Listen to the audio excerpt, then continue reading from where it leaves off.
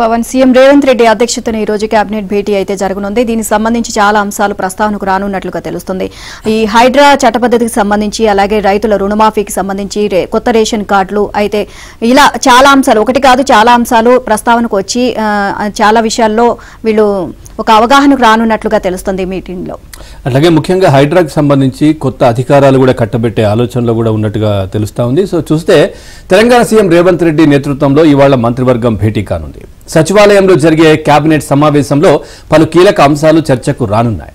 ఇక హైడ్రాకు చట్టబద్ధత కల్పించేలా ఆర్డినెన్స్ మొదలు ధరణి కమిటీ సిఫార్సులు, రికార్డ్స్ ఆఫ్ రైట్స్ 2024 ముసాయిదా, 2 యూనివర్సిటీలకు ఒక సంస్థకు కొత్త పేర్లు పెట్టడం, వరద సహాయక చర్యలు, రేషన్ కార్డులు, హెల్త్ కార్డులు, రైతు రుణమాఫీ, రైతు భరోసా, బీసీ కుల గణన, కొత్త గ్రామ పంచాయతీల ఏర్పాటు వంటి అంశాలపై మంత్రివర్గం చర్చించనుంది. ఇక ఎజెండా భారీగా ఉన్న నేపథ్యంలో భేటీ సుదీర్ఘంగా కొనసాగుతుందని అధికారులు భావిస్తున్నారు. వరదలు, హైడ్రా ఆర్డినెన్స్, బీసీ కుల గణన వంటి వాటిపై కూలంకషంగా చర్చించాల్సి ఉంటుందని గుర్తు చేస్తున్నారు. ఓవరాల్ గా ఈ అంశానికి సంబంధించి మరింత సమాచారాన్ని మా కరెస్పాండెంట్ నరసింహరావు అందిస్తారు. నరసింహరావు, కేబినెట్ భేటీకి సంబంధించి పూర్తి డీటెయిల్స్ ఏంటి?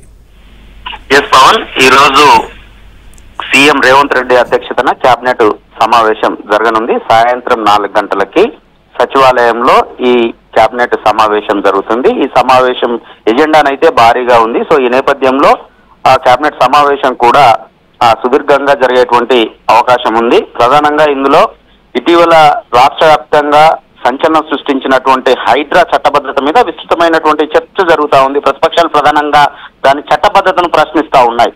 ఈ నేపథ్యంలో విశేష అధికారాలను కట్టబెడుతూ చట్టబద్ధత కల్పించాలనేటువంటి ఆలోచనతో ప్రభుత్వం ఉంది. సో దీంతో ఈ సమావేశంలో మంత్రివర్గ సమావేశంలో హైడ్రా చట్టబద్ధత మీద చర్చించనున్నారు. దానికి కట్టబెట్టాల్సినటువంటి విశేష అధికారులపైన చర్చించనున్నారు. సో ఆ మేరకు ఈ రోజు ఆర్డినెన్స్ తెచ్చేటువంటి ఆలోచనలో ప్రభుత్వం ఉంది. దానికి కేబినెట్ ఆమోద ముద్ర వేయనుంది. తర్వాత జరిగేటువంటి అసెంబ్లీ సమావేశాల్లో దానికి ఆమోద ముద్ర వేయనున్నారు. బిల్లు తీసుకొచ్చి ఆమోద ముద్ర వేయనున్నారు. దాంతో పాటుగా బీసీ కులగణన, ఇప్పుడు స్థానిక సంస్థల ఎన్నికలకు బీసీ కులగణన అనేటువంటిది ప్రతిబంధకంగా మారింది. ఎన్నికలు నిర్వహిస్తే తప్ప కేంద్రం నుంచి గ్రాంట్లు వచ్చేటువంటి పరిస్థితి లేదు. అంతేకాకుండా 3 నెలల లోపు కులగణన పూర్తి చేసి నివేదిక సమర్పించాలని చెప్పి హైకోర్టు కూడా ఆదేశించినటువంటి నేపథ్యంలో వీలైనంత త్వరగా బీసీ కులగణన చేపట్టి స్థానిక సంస్థల ఎన్నికలు నిర్వహించాలనేటువంటి ఆలోచనతో రాష్ట్ర ప్రభుత్వం ఉంది. ఈ నేపథ్యంలో బీసీ కులగణనకు సంబంధించినటువంటి అంశం పైన కూడా కేబినెట్ లో చర్చించి ఒక నిర్ణయం తీసుకునేటువంటి అవకాశం ఉంది. దాంతో పాటుగా ధరణి పైన గత ప్రభుత్వం తీసుకొచ్చినటువంటి ధరణి పైన అనేక అభ్యంతరాలని ప్రతిపక్షంలో ఉన్నప్పుడు కాంగ్రెస్ అభ్యంతరాలని వ్యక్తం చేసింది. దాని స్థానంలో భూమాతను తీసుకొస్తామని కూడా చెప్పింది. సో ఈ నేపథ్యంలో ఒక కమిటీని కూడా వేసి అధికారంలోకి వచ్చిన తర్వాత ఆ కమిటీ ధరణి కమిటీ 54 సిఫార్సులను చేసింది. సో ధరణి కమిటీ చేసినటువంటి సిఫార్సుల పైన కూడా ఈ రోజు కేబినెట్ లో చర్చించి ఒక నిర్ణయాన్ని తీసుకున్నారు. ఆ సిఫార్సుల అమలు కోసము నిర్ణయాన్ని తీసుకున్నది.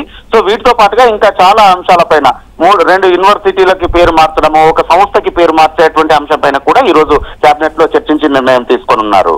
Right, thank you Narasimharao, thanks for the